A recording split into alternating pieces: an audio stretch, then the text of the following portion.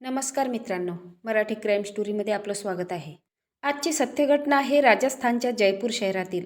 Jaipur शहरामधलं Pratapnagar police station अंतर्गत नीरज शर्मा वय 45 वर्ष आणि त्यांची मुलगी आरुषी वय 24 वर्ष आणि एक मुलगा वय 16 वर्ष.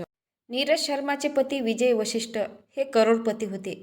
एक मुलगा आणि एक मुलगी, 4 जणांचा सुखी संसार, सुखी आणि संपन्न परिवार होता. करोडोची संपत्ती होती. त्यांची एकुलती एक मुलगी आयुषी शर्मा ही लॉचं शिक्षण घेत होती आणि 16 वर्षाचा त्यांचा मुलगा हा मानसिकरित्या कमजोर होता.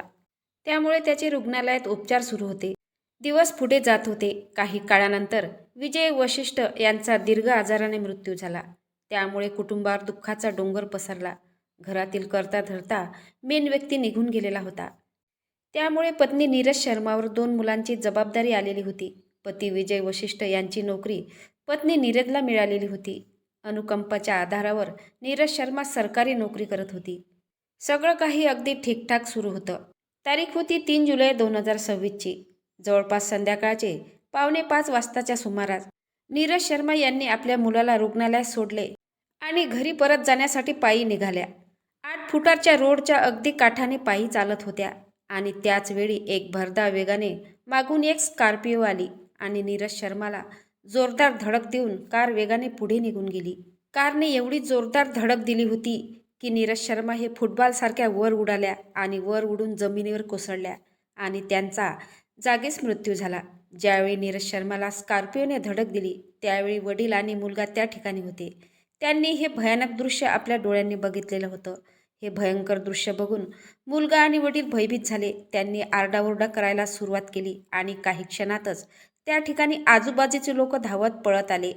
त्यांनी बघितलं की एक 45 वर्षाच्या जवळपास असलेली महिला काळ्या रंगाची साडी घातलेली रक्ताच्या थारोळ्यात पडलेली आहे आणि तडपडत आहे आणि क्षणातच तिने जीव सोडलेला आहे. लोकांनी नीरज शर्माला ओळखले होते. ते बोलले की ही तर नीरज शर्मा आहे. जयपूरच्या प्रतापनगर या ठिकाणी राहणारी आहे. लगेच तिच्या घरच्यांना कळवण्यात येतं आणि पोलिसांना देखील कळवण्यात येतं. लगेच पोलीस टीम त्या ठिकाणी पोहोचतात आणि नीरज शर्माचा मृतदेह ताब्यात घेऊन PM करता पाठवल्या जाते. पोस्टमार्टम रिपोर्ट येतो. त्यानंतर पोस्टमार्टम रिपोर्टमध्ये स्पष्ट झालं होतं की हा एक ॲक्सिडेंट आहे.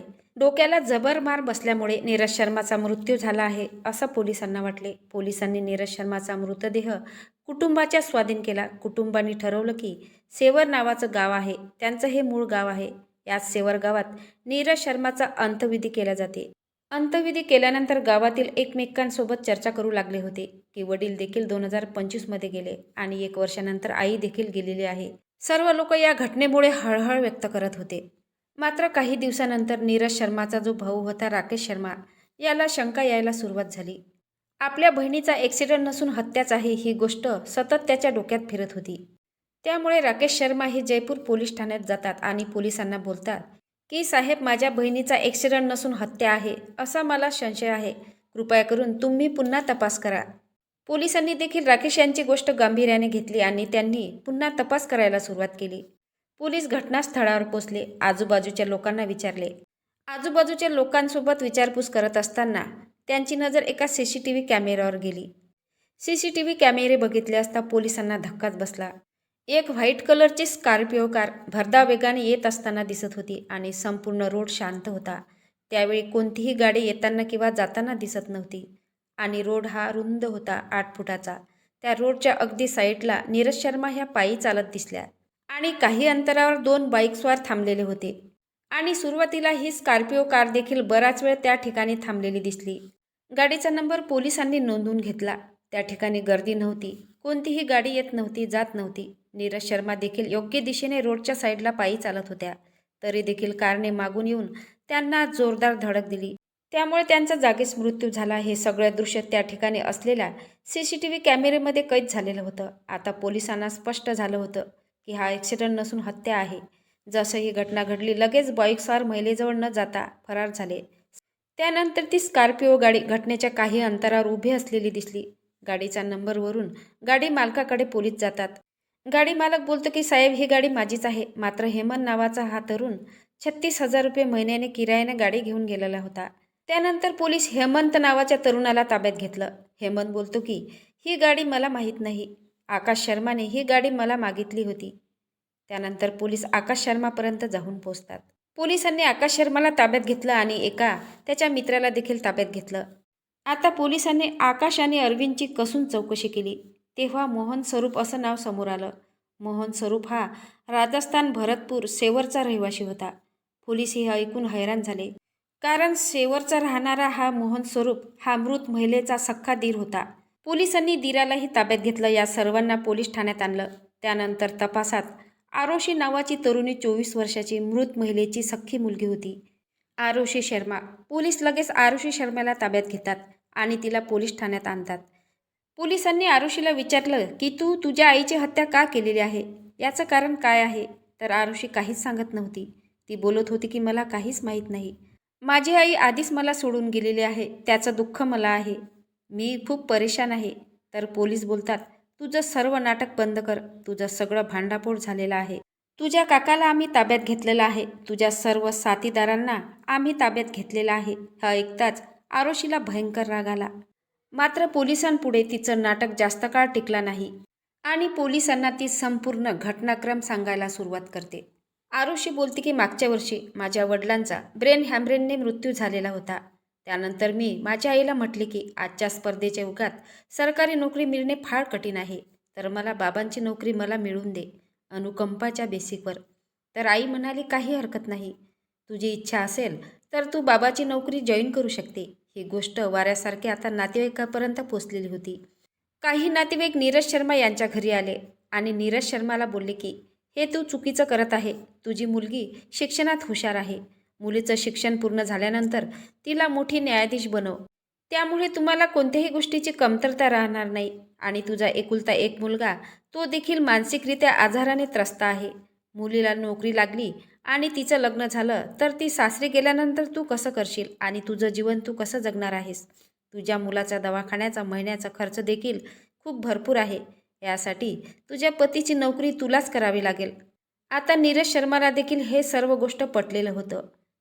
पतीची अनुकंपाची नोकरी मुलीला न देता स्वतः जॉईन केली आणि नोकरी देखील करू लागल्या. याच गोष्टीवरून मुलगी आरुषीने आईशी भयंकर वाद घातला. आरुषीला वडिलांची नोकरी हवी होती, यामुळे दोघींमध्ये आता नेहमी वाद व्हायचे. आता आरुषीच्या मनात आईविषयी भयंकर राग वाढतच गेला. या रागातूनच आरुषी ही आईपासून दूर राहू लागली. रागातच आरुषी कल्याणनगरच्या जुन्या घरी राहायला निघून गेली. त्या ठिकाणी आरुषीच्या काकाचा मुलगा बलराम हा देखील राहत होता. जानेवारी महिन्याची ही गोष्ट होती. काकाचा मुलगा बलराम आणि आरुषी हे दोघे राहू लागले होते. आणि एक दिवस आरुषी भावाला बोलते की आपल्याकडे 10 करोडची जमीन आहे. बलराम बोलतो की ताई, तू हे काय बोलत आहे? जर हे 5 एकर जमीन तुझ्या नावाने केलं तर तू देखील करोडपती होऊ शकते. यासाठी तुला एक काम करावे लागेल. ज्या घरात आपण राहतो त्या घराची किंमत जवळपास 2 करोडच्या आसपास आहे. आणि जे नवीन घर आहे, आई राहते, ते घर देखील 2 करोडच्या जवळपास आहे. म्हणजे 14 करोडची प्रॉपर्टी आहे आणि बाकी प्रॉपर्टी ती वेगळीच आहे. तर यावर बलराम बोलतो की ताई, तुला काय बोलायचं आहे ते तू मला स्पष्ट सांग. आरुषी बोलते, यासाठी तुला आईला संपवावे लागेल. आईची सरकारी नोकरी मला मिळेल आणि दोन्ही घर देखील मला मिळेल आणि 5 एकर जमीन तुला भेटेल. आता हे सर्व ऐकून बलरामला लालच सुटली. बलराम वडिलांकडे जातो आणि वडिलांना त्याने संपूर्ण कहाणी सांगितली. बलरामच्या वडिलांचं नाव मोहन असं होतं आणि मोहन यांना देखील ही गोष्ट पटली. करोडपती होण्याच्या लालसेमुळे या कामासाठी ते होकार देतात आणि वडील भरतपूरला जाऊन हेमंत नावाच्या मुलाला भेटतात. त्याला बोलतात की माझ्या छोट्या भावाची पत्नी आहे नीरज शर्मा, हिची हत्या करायची आहे. हेमंत बोलतो की ठीक आहे, पण यासाठी मला 7 लाख रुपये लागतील. 7 लाख रुपयाची सुपारी दिली जाते आणि संपूर्ण टीम तयार केली जाते. दोघेजण बाईकवर बसून त्या ठिकाणी पाहणी करतात आणि एक व्यक्ती कार आणतो आणि 2 व्यक्ती कारमध्ये बसलेले असतात. एवढं सगळं परफेक्ट प्लॅनिंग केलेलं असतं. 5 ते 6 लोकांनी हे सगळं केलेलं असतं. आणि 3 जुलै 2026 रोजी 5 वाजताच्या सुमारास नीरज शर्मा ह्या घरातून बाहेर पडल्या आणि आपल्या मुलाला हॉस्पिटलमध्ये ॲडमिट केलं आणि घरी परतत होत्या. त्याच दरम्यान आरोपीच्या स्कॉर्पिओने धडक दिली आणि त्यांची हत्या केली. पोलिसांनी आरुषीला आणि तिचे 4 ते 5 साथीदारांना अटक केलेली आहे. मित्रांनो, या 24 वर्षाच्या मुलीने आपल्या जन्मदात्या आईची हत्या केली. ज्या आईने जन्म दिला, जग दाखवलं, चालायला शिकवलं, बोलायला शिकवलं आणि तिनेच एवढं भयंकर कांड घडवून आणलं केवळ वडिलांची नोकरी आणि प्रॉपर्टी मिळवण्यासाठी. एक लॉ करणारी मुलगी, वकिलीचं शिक्षण घेणारी मुलगी इतकी निर्दयी कशी काय असू शकते? या हत्याकांडाने संपूर्ण देश हादरलेला आहे. ही घटना सांगण्याचा एकच उद्देश आहे की तुम्ही सतर्क राहा, सावध राहा. या घटनेबद्दल तुमचं मत काय आहे ते नक्की कमेंट बॉक्समध्ये सांगा. नवीन असाल तर चॅनलला सबस्क्राईब करा, लाईक करा.